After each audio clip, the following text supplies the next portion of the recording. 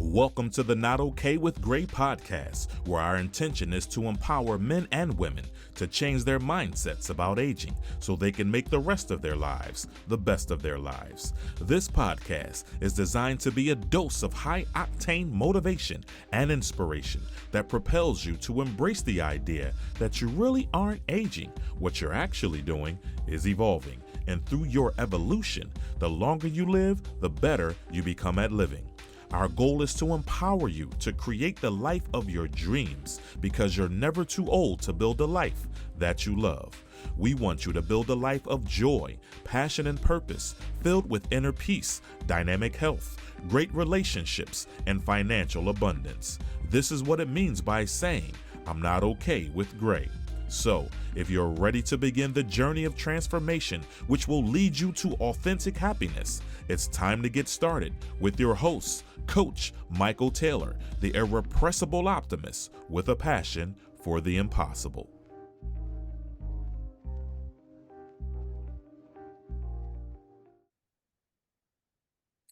Hello and welcome to the Not Okay with Gray podcast, where the intention is to empower men and women to change their mindsets about aging so they can make the rest of their lives the best of their lives. Contrary to mainstream media, it is my belief there's never been a better time to be alive on the planet than right now. And my goal is to provide insights, education, and motivation that challenges and inspires you to embrace this sense of optimism. In today's episode, I'm going to be talking about how to use adversity as stepping stones to live the life of your dreams. You see, I've come to know that no matter how difficult or challenging life can be, there's always a gift and a lesson within every adversity. And here's my case in point.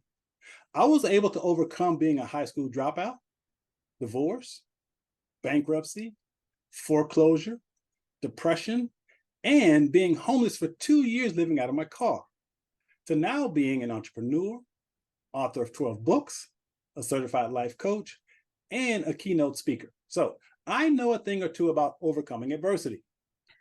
As a matter of fact, I even wrote a book titled Adversity is Your Greatest Ally: How to Use Life Challenges as Stepping Stones to Live the Life of Your Dreams. And joining me in this conversation is a person who also knows a thing or two about overcoming adversity. Her name is Rebecca Psigoda, and I'm absolutely certain that her story will inspire and challenge you to rethink how you view adversity, because she was able to overcome seemingly insurmountable obstacles to create the life of her dreams while making a positive impact on the world. So without further ado, let's welcome Rebecca to the show. Hello, Rebecca. How are you? Hi, Michael. I'm great. How are you? And welcome everybody who's here listening. There Good you to go. be here. And I'm so glad to have you on the show. And before we dive into your story, let's start off with a few icebreakers. So let's begin with a few sentence completion. So complete these sentences. Okay. I really love to be outside. Typically, I would say more like play outside. Okay. I really love to play outside. Nice. My superpower is? Ooh, my superpower is I am a great listener, and I hear not only what you're saying, but what you're not saying. So there's an energetic piece to that, and we'll probably talk a little bit more about that later. I am proud of? Oh, I am proud of my family, my husband, my kids, my work, my books, my programs. There's a lot of things I'm proud of, actually. Nice. Life is? Life is fabulous, incredible, amazing, adventurous, so full of things to enjoy and appreciate. I could go on and on. One thing I'd like to change about the world is? One thing I'd like to change about the world is I'd like more people to understand how powerful they are and how much they can add to and change the world through understanding how powerful they are. Nice. The future is? The future is bright, amazing, anything and everything you want it to be, but you'll have to choose it. Now, if you were going to be trapped on an island for 30 days and you could only take one book with you, what book would you take and why? Diane Collins is the author. The book is Do You Quantum Think?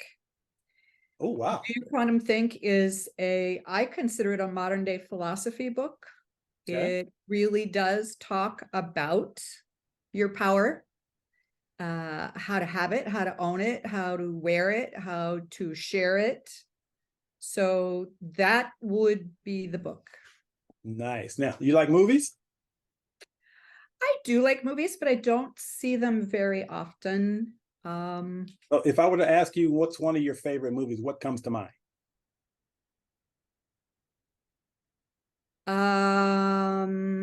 Wuthering Heights, Ah, the original version from, the early 20th century.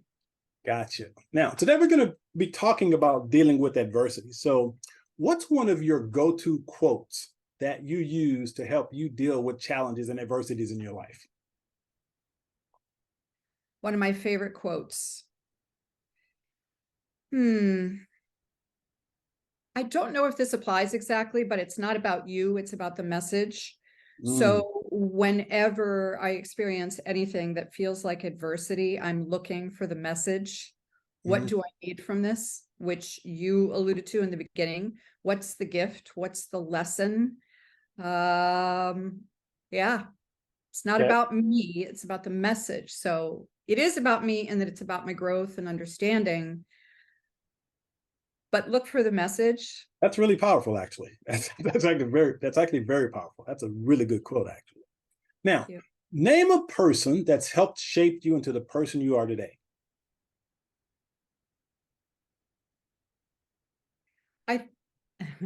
I think I'd have to say my father, because I wanted to be not my father. So when we get into the adversity part of things, that was a lot of it. The things that I saw in him helped me understand what I didn't want to be, who I didn't want to be. And I understood why it was like that, but it was still my lesson to look at it and realize, yeah, I don't want to be like that. So I think that's part of my overall message, is that the messages are there, the lessons are there, whether things are good or bad. But it's up to us to figure that out and to realize that even something that feels very negative can be flipped into a positive, as long as that's something that you understand is an option. You get to choose what to do with it. So I would say my father. Okay. Now, there are some people who are pretty pessimistic about the future in general, while others are extremely optimistic about the future. So where do you fall on the spectrum between optimism and pessimism for the future in general? Oh, pure optimism. But that is because I understand that there are, I'm going to go ahead and tag it, infinite possibilities out there, and it's up to you to choose the ones you want. So if I focus on what I do want, the things that are beautiful, the things that show kindness, compassion, resilience, I mean, pick any sort of word from the optimistic side of things. When we focus there, then that's what our life is.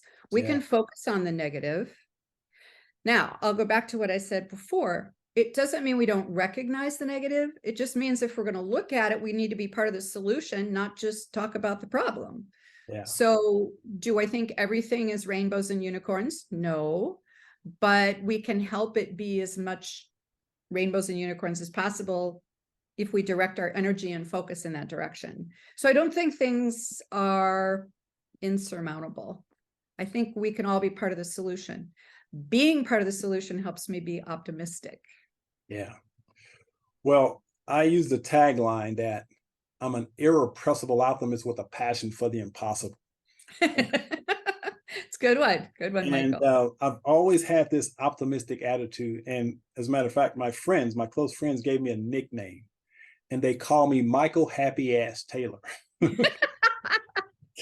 Oh, Michael Happy as Taylor. because That's funny. because of my optimism, and that's just the lens through which I see the world. Yeah. My kids called me tree hugger and Pollyanna a lot growing up. And they said, you're just not a realist, Mom. And I said, actually, I am, but I'm also an idealist and an optimist. Absolutely. All right, so now I'd like to give you an opportunity to introduce Rebecca, the professional. So tell the audience about what you do professionally. Okay. Professionally, I am an author, a speaker, professional speaker. I've written some empowerment programs. They're actually derivatives of a program created by Mike Dooley, Infinite Possibilities. I've created the derivatives of those for other audiences. One is for children, and the other one is for vulnerable adults. It started out being for dementia, Alzheimer's patients, but it has expanded into anyone who's an adult who's just kind of given up. So I Believe in Me is the kids program. Infinite Possibilities for the Well-Traveled Soul is the adult program for vulnerable adults.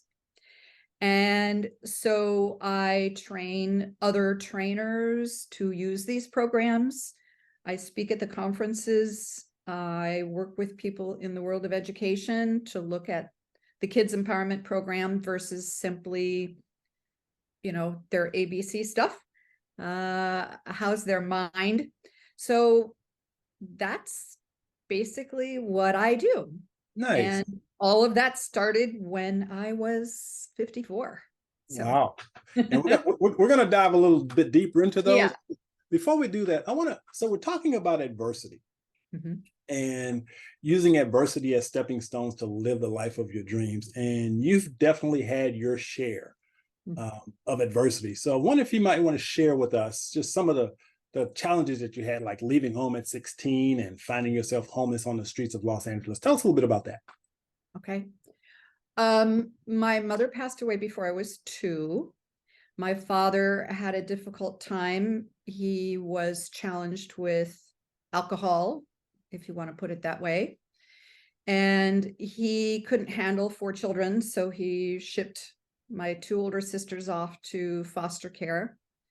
My brother and I got to stay in the house, but the rule was children are to be seen and not heard, because if you are, you will be hurt.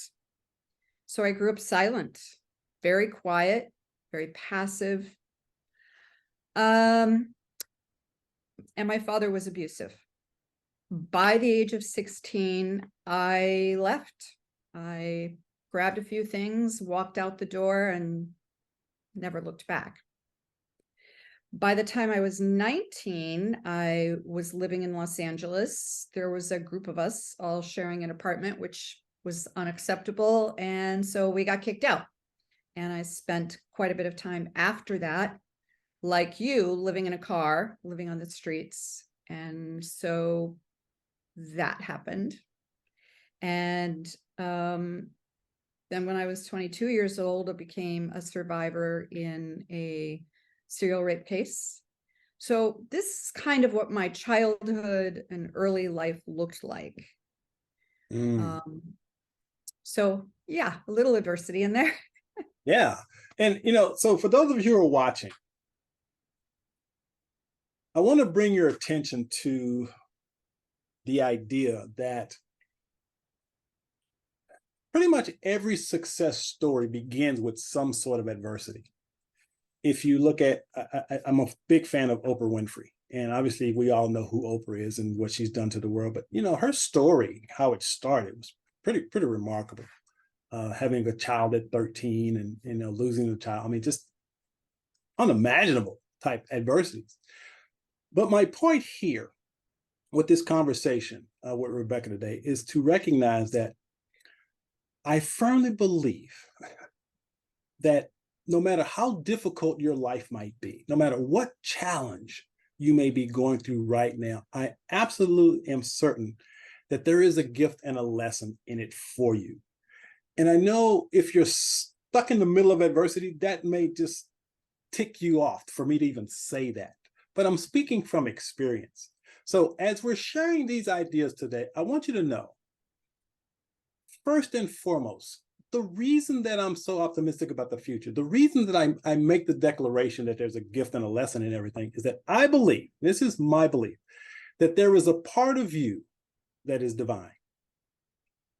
And it is your responsibility to tap into that part of you. And it is that part of you that will help you overcome any adversity you may be dealing with. So with that being said, Rebecca, as you think about the challenges that you went through, did you ever get to a point where you just thought about giving up? No, I never did.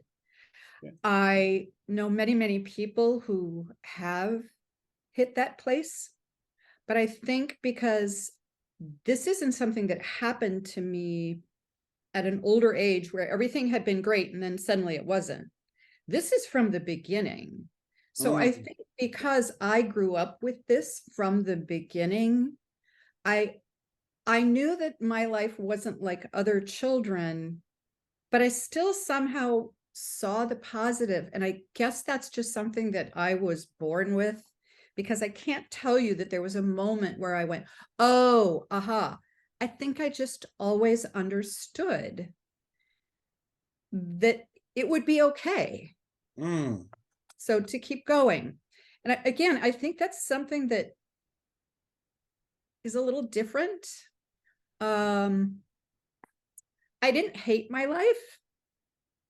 I just got very excited when things happened that were good. So I gained so much from all of these things. And if you've seen my website, which I know you have, I consider these things all gifts. And so since you've alluded to that a couple times now, I would say the lessons, the gifts are there. But again, if you have a mindset to look for it and then choose it, it's always going to be okay. And I know, as you said, some listeners are going to think, no, that's not true. But again, this is a choice we make here and here. And as you said, I know the divine is right here holding my hand the whole time. And I think that's part of what helps me. It's like, I know, you've got something for me here. Can we speed it up a little? Because I'm here, I'm doing all the things, but I'd like you to speed up this lesson part for me. I'm not feeling it right now. Yeah. Now, speaking about adversities, again, they come in all forms. And recently, you actually dealt with a couple of physical adversities yourself. Yeah. And yet you had this attitude that despite these physical challenges, you still maintained this sense of, okay, there's a lesson in this for me. I'm growing, I'm learning. Can you kind of share a little bit about that? Sure. So my husband and I love to hike. And we reached a certain point in our life where we were all about hitting all the national parks and hiking, and sometimes for weeks. So typically this time of year, we are off somewhere in the Northwest, the Northeast, and we're hiking somewhere. But in February, I tore my meniscus in my knee and fractured my tibia, requiring me to not put any weight on my leg for a full month.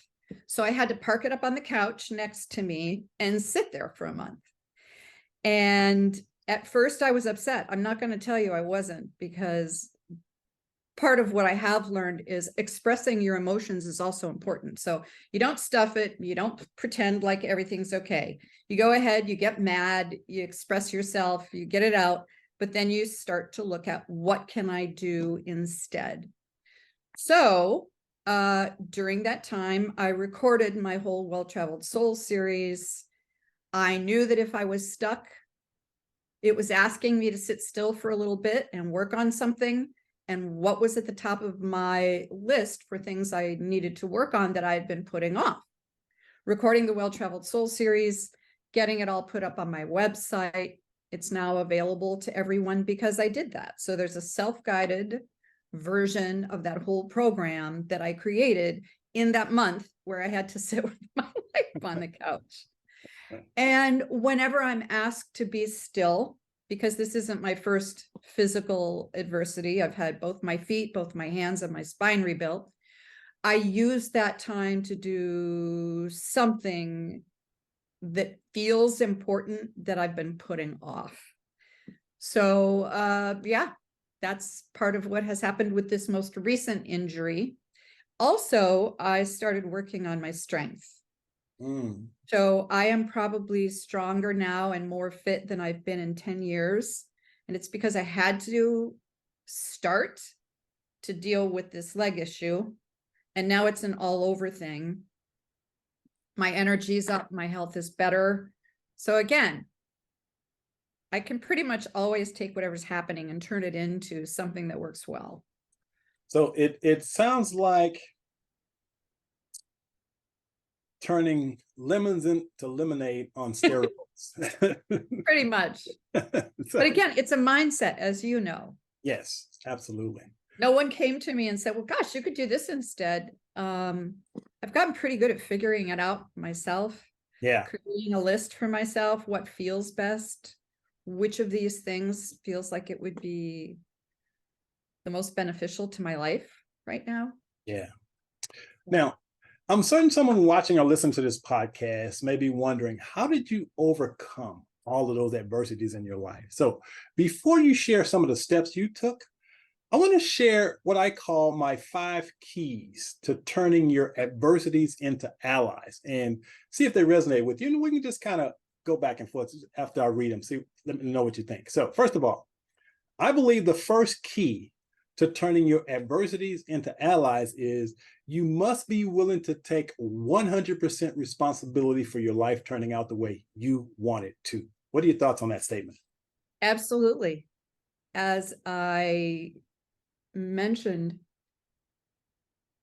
all those things that happened to me when I was young, I simply considered them gifts and lessons. And again, why I knew that, I don't know. But accepting it that way also meant I'm responsible for what I do with this. So I didn't have any help. I didn't have a mother to help me. I didn't have a father to help me. I didn't have siblings to help me. I had to figure it out.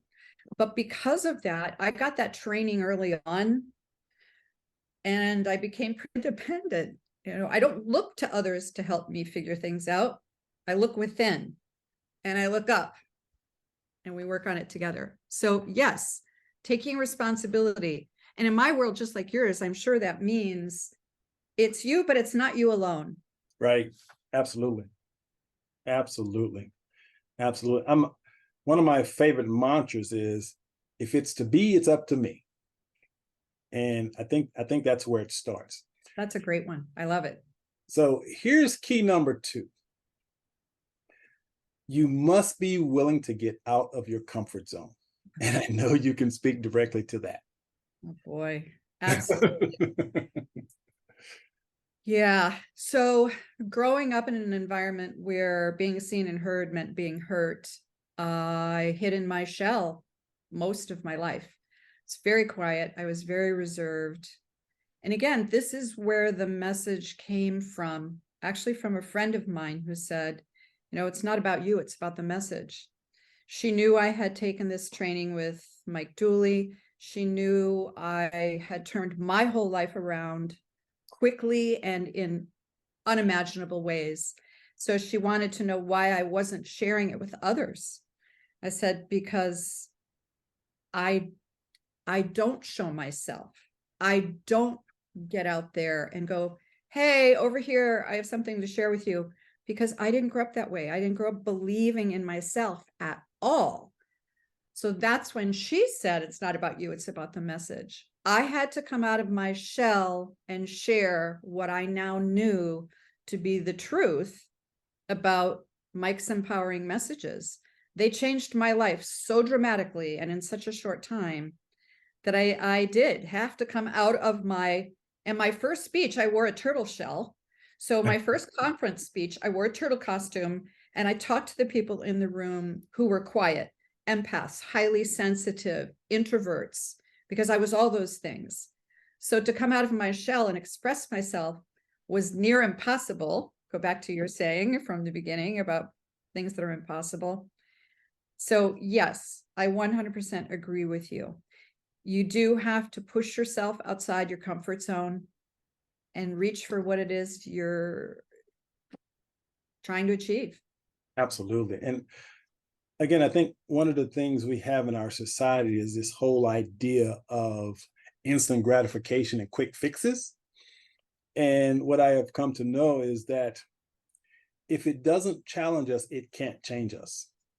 So we True. must be willing to get out of our comfort zone and know that we will be challenged. And the gifts and the lessons are in the challenges. It's like when you Yeah. go to the gym to work out, you're working out those muscles and you literally are tearing the muscles to make them grow so that they get bigger, stronger. Yes. It's kind of like life, right? We get these challenges, these adversities, and they're there to help us grow, to help strengthen us into becoming who we were born to be. That's kind of what I believe. Right. I agree. Number 3, turning your adversities into allies is you must commit to your own growth. Now, I'm a huge proponent of reading books and doing seminars, and I love what Anthony Robbins said when he said the key to success is CANI, C-A-N-I, constant and never-ending improvement. Mhm. How do you align with that in terms of your growth? Oh, I absolutely agree. When I took Tom Rath's Strength Finders test, learner was number 2 for me.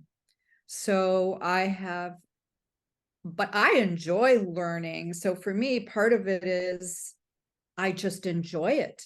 I am so fascinated with so many things. I feel passionate about so many things. So I want to learn about them. I'm oftentimes reading 2 books at a time. One is to help me in some way. So right now I'm studying brain health, but then I'm also reading the series Shadow and Bone. So, so, I often have something I'm educating myself with, and then something I'm just doing to have fun and be entertained. Mhm. But absolutely, I have been to college at least 3 or 4 times. I have certifications and licenses in many, many things. And most of it was because I was curious. I was interested. I'm fascinated. So I agree. And I think life is just richer the more you actually embrace all of the things that are available to us to do and learn and think about and play in. So yes, Yeah. I agree with you. Key number 4 in turning your adversities into allies is you must develop a positive mental attitude. Speak to that one. Well, I think that's part of what we've been talking about since we sat down and started to talk to each other. A positive mental attitude is empowering. And if you really want to create a life of your dreams, you need to first believe it's doable. Second, believe you can do it. Third, believe you deserve it. Ooh, wow, that's a big one. And as a counselor, I can tell you that that was the number one place people fell off. Someone somewhere along the line told them they weren't worthy, and they have believed it their whole life. So whenever they consider what it is they'd like to have or like to do, they simply look at it as, but I'm not good enough. I don't have enough. I'm not good enough. That's for somebody else. That's not for me. So a positive mental attitude would turn that around, feeling empowered, realizing you're as good as anyone to have anything will change the way that you approach everything. So yes, having a positive mental attitude, believing you're worthy, believing you deserve it. Yeah. Yeah. And last but definitely not least, and I think this is the one that a lot of people miss in terms of turning your adversities into allies, and that is, you must discover your unique gifts and talents. Now, as I look back in retrospect, and I talk about how there's always lessons in our adversities, when I went through my divorce, I now see my divorce as the best thing that ever happened to me. Because as a result of my divorce, for the first time, I stopped looking outside of myself for answers, and I started to go within, which began my journey of transformation. Mm-hmm. And through this process, what I discovered was, number one, I have this incredible gift of writing and an incredible gift for speaking and communication. Now, if not for my divorce, I would have never uncovered those gifts, those talents. And now here I am some 12 books later, speaking on national stages, doing what I love to do, but sharing and expressing my unique gifts and talents. So can you speak to that a little? Ooh, that's a big one. Yes. So the way I'll first speak to that is, when I rewrote Mike's program for kids, I realized one of the biggest challenges for children is they want to be somebody else. So at an early age, they want to be like the boy or the girl who's popular. So we talked about fingerprints and how there are no two people in the world who have the same fingerprints. And I asked them why they think that is. And I loved hearing their answers, but where we eventually got around to is we were all created unique and different for a reason. And we live in a world that works with systems. And we are all just sort of like links in a chain. We're unique and different, but it's important for us to be unique and different. It's important for us to be who we are. So we all have our own passions, our own unique way of being in the world. And it's important for us to be that way. I asked the kids, so let's pretend we're all 6 feet tall with blonde hair and blue eyes. What do you think? And they scrunched up their faces and they looked at me and said, oh, that'd be terrible. That'd be so boring. I said, exactly. So I want you to keep that in mind. You are who you are for a reason. And there are things you're going to love about life in the world that you need to pursue, you specifically. Don't try to be him or her or somebody else. Be you. What's the name of this program again? And then they say, I believe in me. Why do you think it's called that? Because I want you to believe in yourself, who you are, the unique individual that you were created to be. Because when you are you, you shine. I think that's part of it. I think the adversities I dealt with, you dealt with, anyone deals with, are to help us then turn around and help others go through that. And so that's sort of, I guess, where I ended up landing with what I do, and you have landed where you are. Your divorce is what sent you within to discover all those strengths about yourself. So you had to go through the divorce to discover those things. There's that gift, there's that beautiful lesson, and we all have them. We have them all the time. So we can sit and whine and moan about what happened, or we can go, wow, look what I've discovered about myself moving through this. I'm stronger than I thought. I'm more resilient than I thought.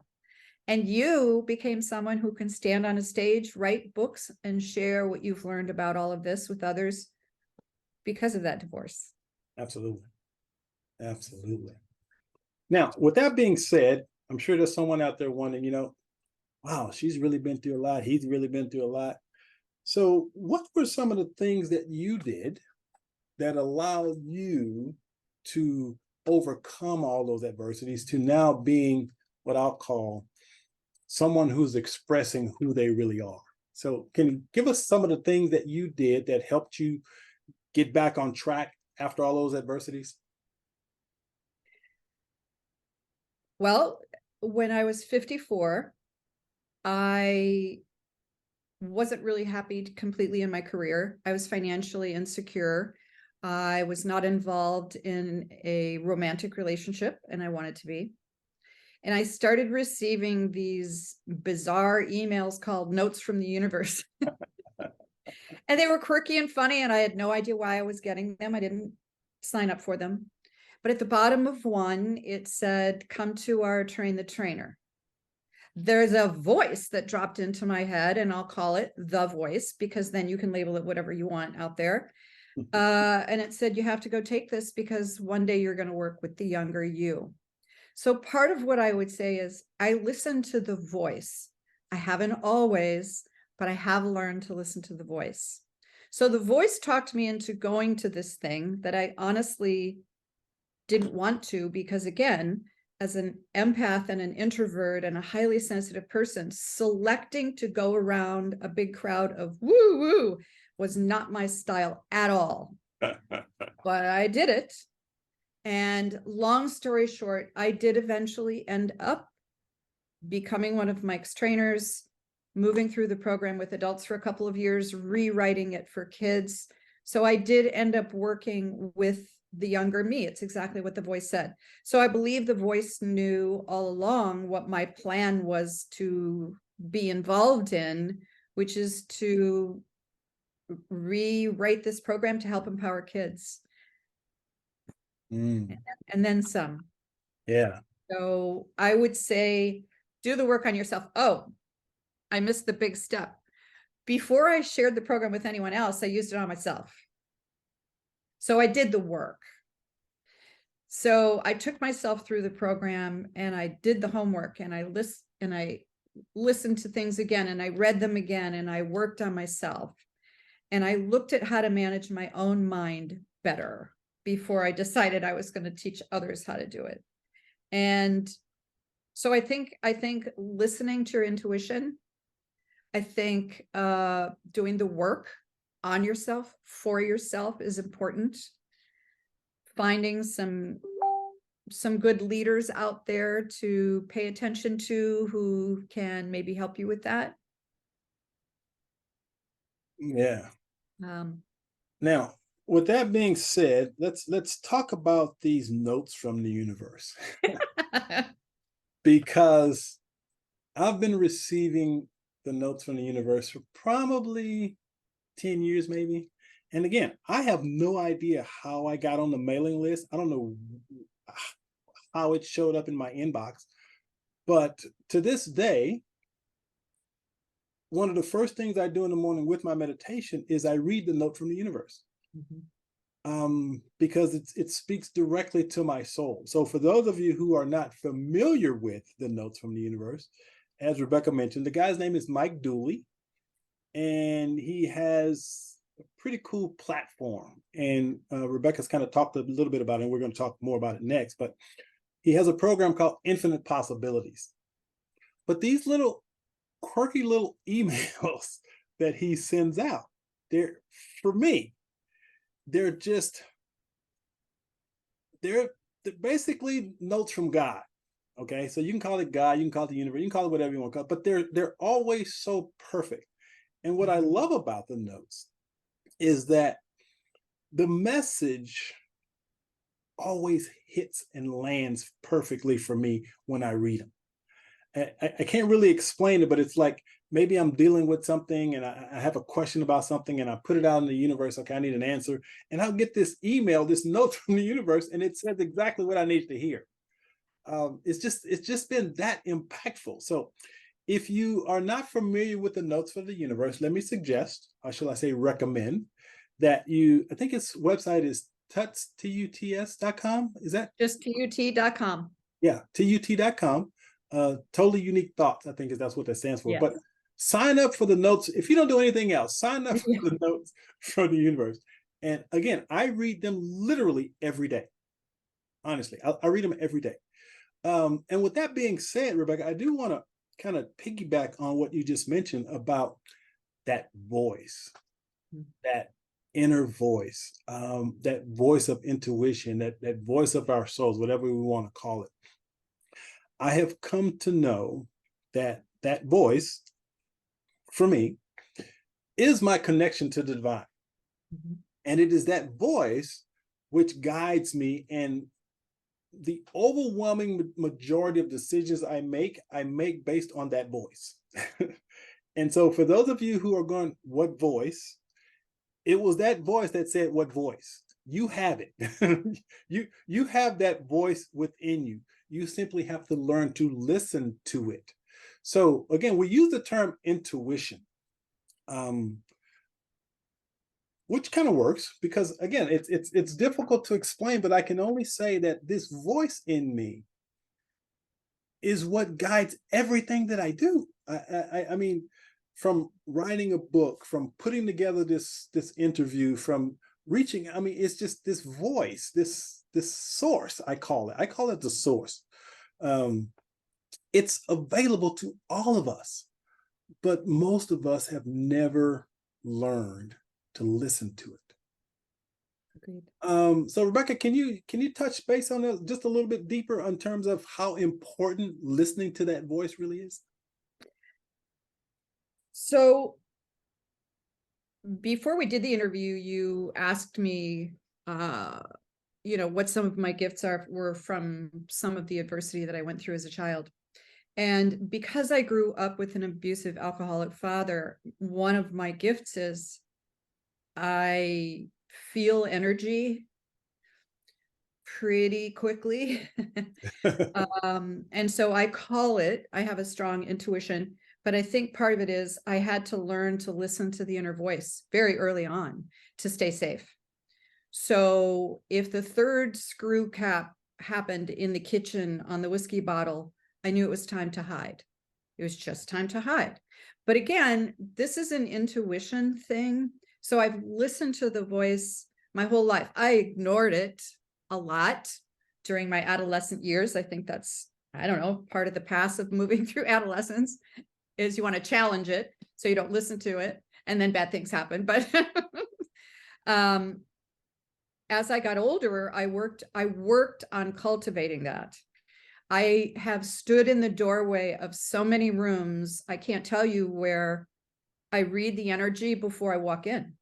Where does the energy feel good? Where am I drawn to? When I was in college, I stood in the doorway and figured out who to sit next to because they would be someone good to study with.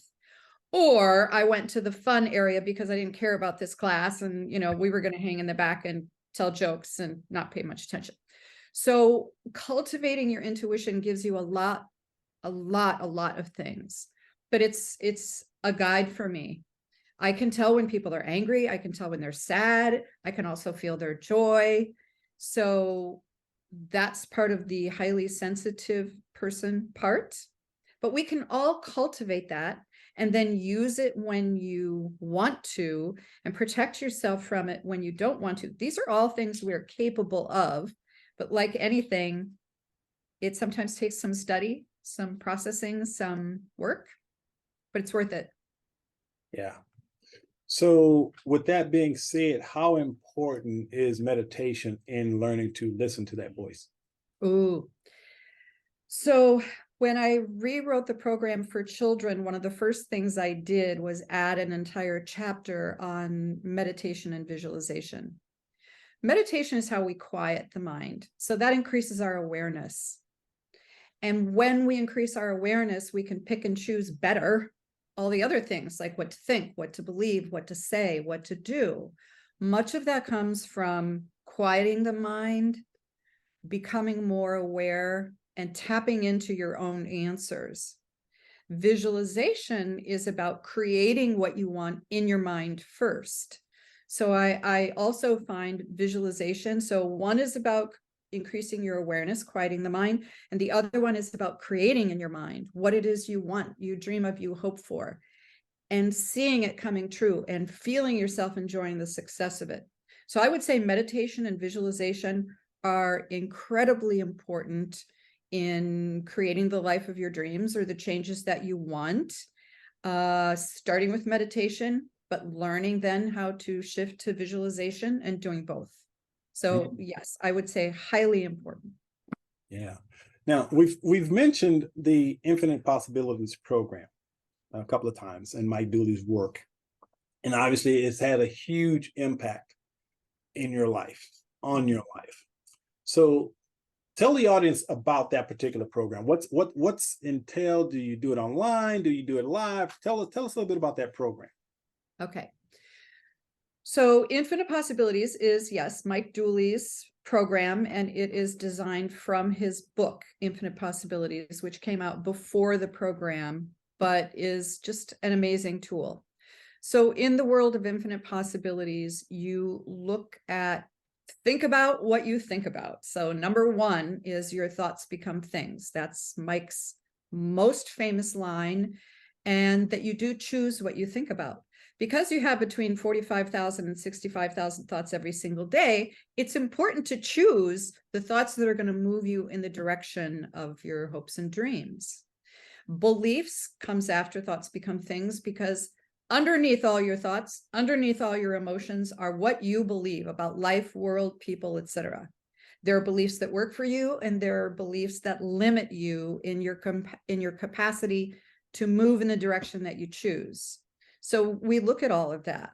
We look at emotions, ways to adjust them, figure them out. How can I move from this emotion to something better? Action. Take action. You cannot get where you want to go unless every day you do something heading in that direction. So we call it baby steps. And then there's faith in the magical universe. We talk about intuition. We talk about the kinds of things that support your thoughts, beliefs, words, actions, and just help you be more conscious and deliberate about everything you think, say, and do. And that's how you get where you want. So that's basically what the Infinite Possibilities program is all about. It's about managing your own mind to think, believe, say, and do the things that will help you get where you want to be and either create the changes you want, or in my case, the life of your dreams. I am living the life of my dreams because of this program. Nice. And the next live conference is September 7th through 10th. So I'll just get that out of the way. There you go. go. I will be there speaking on Sunday morning. and actually, I recently became a graduate. Yes, and you did. Certified through the program. And actually, that's how I met Rebecca, through the program. So once again, those synchronicities that occur when you tap into the voice and the universe, and it just guides you and it puts the perfect people in your life when you need them. So that's why I'm so excited about having you on the podcast, because we're so in alignment with our philosophies, if you will. Yeah. And with that being said, now you talked about your program, I Believe in Me, a little bit. Mm-hmm. And can you share the story of when you implemented that program? And I believe it was primarily a Black audience, Black kids, if I remember correctly. Yes. Yeah. Tell us a little bit about that experience. Well, first I was finally ready, I believed, to move from an adult audience to where the voice had said, you'll work with the younger you. And that is not who I thought it would be. I reached out to the Domestic Violence Center and they said, no, thank you. And I reached out to the Rape Crisis Center and I said, I have this great program. I'd love to come in and share it. And they said, no, thank you. And I was sharing my frustration with a friend one day and she said, could you teach the program to kids? I said, this is not a kids program. And she said, I know, but could you make it one? She said, you know what? Come on down to Homeless Families Foundation. She is an art therapist there. And she said, I want you to meet the kids, meet the director, see what you think. So I walked in and the first room she showed me was the library, and sitting on the most prominent shelf in the library was this children's book, and it was written by Mike Dooley. So I kind of looked at it and went, are you setting me up? And she said, what are you talking about? And I said, that's Mike Dooley. Like, that's the guy whose program I teach. She was like, argh. So we went upstairs to the cafeteria to meet the kids. And after I finished the conversation with the director, I turned around to leave. And on the wall is a mural of this image right here. It's an image, a giant wall with this on it. And I read the tagline, which is, all they need is you. And I started to cry. I thought, oh my gosh. So I guess those other no's happened so that this could be my yes. So I began the program, and I worked with kids who looked at me when I walked in and went, yeah, like you're going to have any idea what I'm about, what my life is about. So one of the first stories that I told them on day one was that I used to sit where they sat, that I was homeless, and that my childhood was filled with adversity. I think I said it sucked, but I also meant, it was filled with adversity. Sometimes when you're talking to kids, you have to throw other things in there to get them to go, oh, wow, did she just say that? That's funny. Anyway, it wasn't long before they were hugging me, because I shared with them my vulnerabilities. I shared with them that just because I look like this now doesn't mean I was always this. And I shared with them that the reason I was there is because I wanted to show them how I got here and how I became an author and how I became the person who did all those things. Because once again, I sat where they sat. So I asked them if they would be interested in learning that. And they said yes. Because at first, they weren't interested in anything I had to say until I got vulnerable with them and shared with them, and then explained I was there to help them get to where I am today, which is living a fairy tale life. See, once again, the optimist in me, number one, sees the synchronicities of Correct. you and your story and your life and how you created this program that's impacting. But again, right now, obviously in our country, there's so much racial division, and on the surface, I believe it looks like race relations are getting worse. I really don't see it that way. This is, again, just my perception. And when I see stories like yours, where number one, you create a program to help kids, and the program wasn't created to help Black kids. The programs were developed to help kids, period.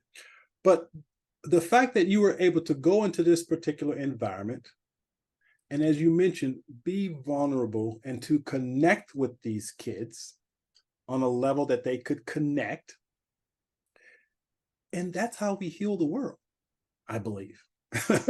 That's how we heal the world, by us being willing to be vulnerable, to share our gifts, to connect with each other.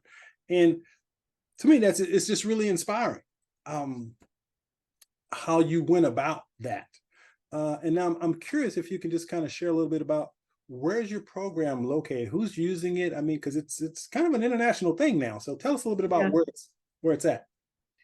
So when I first created the program, it was just to work with the kids at the Homeless Families Foundation. And soon, I mean, Mike actually saw some of my posts and reached out and said, how can I help? How can I help you take this bigger?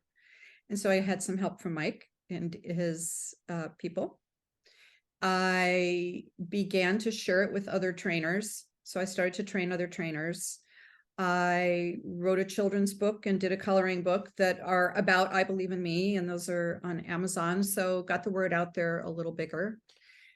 For my 60th birthday, I gave it to any nonprofit working with at-risk youth worldwide. And that's how it went international very quickly. So I gave it to organizations and individuals in villages in Africa, and organization in Nigeria that I just absolutely love and adore called Carefront Nigeria, that goes into war-torn areas and helps put the families back together. So basically, I shared it with other trainers. I did trainings with them both online and in person. I gave it away by putting packages together online that they could access with videos, etc. And then in 2020, I was trying to retire. And so I was trying to figure out what to do with my child, which is the program, so that it would continue even without me. And so I gave it all back to TUT. There are 3,000 trainers in the TUT group. They have full access to everything I've written in the I Believe in Me program and the Well-Traveled Soul program. So I didn't charge for it. I just said, here, take it, use it. My intention is to reach more people with the message, not to buy a second home or get a shinier car. That's me.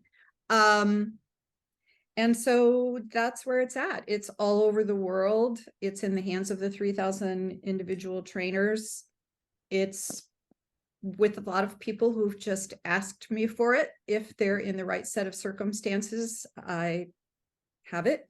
I now have self-guided programs on my website, so I can easily push a button and send it to wherever I would like, or give someone a code and they can purchase it, sometimes half off, or sometimes, just like I said, if you're the right organization, I might go here. So yes, it is all over the world. And then I hope to continue to grow it, expand it. And again, for no other reason than I think kids will do well for themselves if they have this message. And they can avoid a lot of the pitfalls that come later in life if they can learn these concepts early on. Absolutely. Absolutely. And so now we've come full circle. And again, we began talking about adversity and challenges, and Rebecca and I have kind of shared some of our adversities, but I want you to get the message. And the message is, you can turn your mess into your message. So no matter how difficult your life may be, no matter what challenges or adversities you may be dealing with, once again, I believe there's a gift and a lesson in it if you're willing to look deeply enough. And as I look at Rebecca and her story, and hers and mine are so similar in terms of adversity making a difference in the world, but we're the same. And if you're watching this video, you're no different. Exactly. You're no different. So you just have to be willing. And I think one of the first places to start is to trust that voice. Yeah. There's a voice in you that will guide you to where you need to go next. I'm absolutely certain of that, but you have to learn to listen to that voice. And so as we wind down, Rebecca, I do want to touch base on your other program, Infinite Possibilities for the Well-Traveled Soul, because this program is designed for people over 50. And I know that there are a lot of people over 50 are like, oh, I'm old, I can't do this, the conversations we have in our heads based on what society says we're supposed to do at a certain age. So I want you to speak directly to that person, let's say over 50, that's saying, I'm too old. What do you want to say to them? Ooh, so I don't know if I can do this quickly, but I'll try. Twice when I was in post-op, I stopped breathing. And when I stopped breathing, I had what's called an NDE, a near-death experience. So I left my body. Those were one of my greatest gifts in life, was to experience that leaving, that separation, because this is supposed to be fun. I mean, we came here to have fun. We came here to explore. Yes, we came to learn lessons and expand, but everything that's here is here for us to enjoy and experience and play. We're supposed to experience all of our emotions. It's part of being human.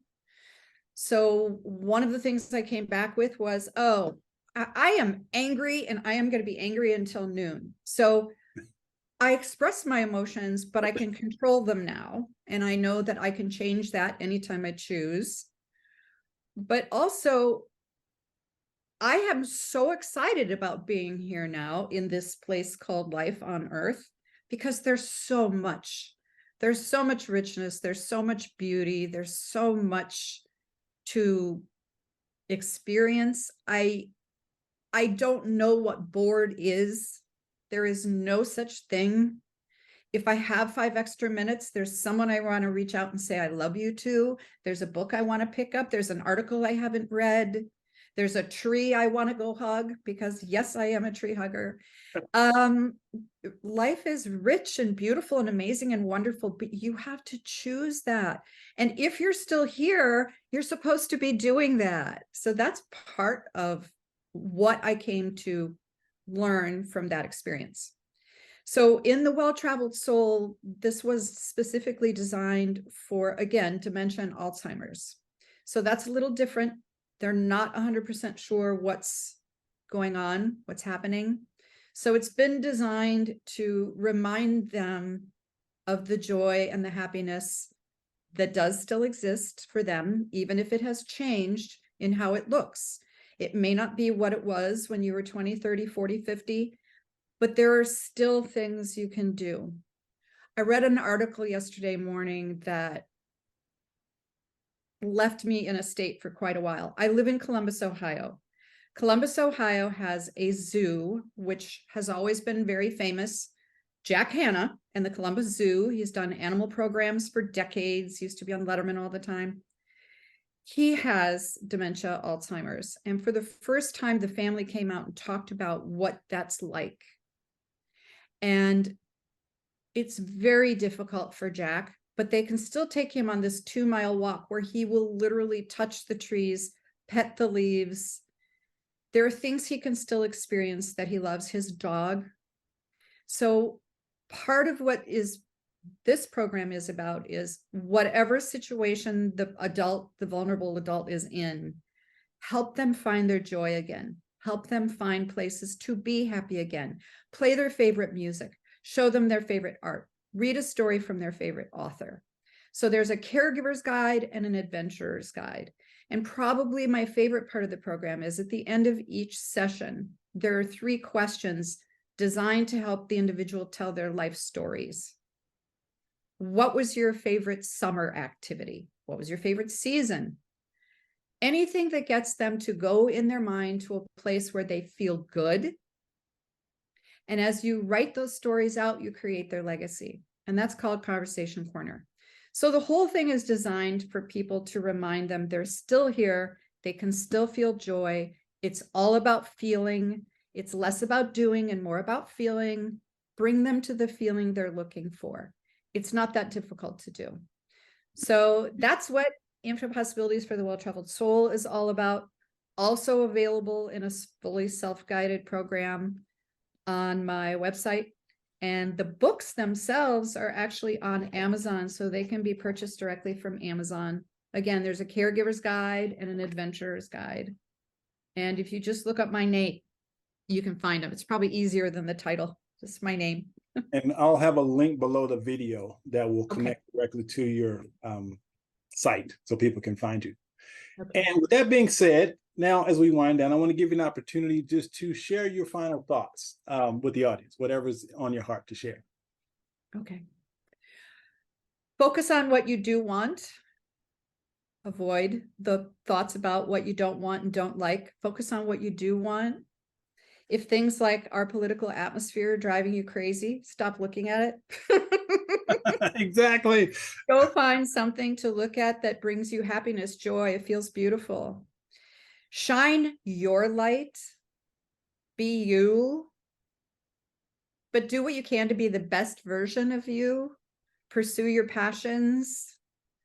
Know that you have enough and you're good enough for whatever, to do whatever, to be whatever.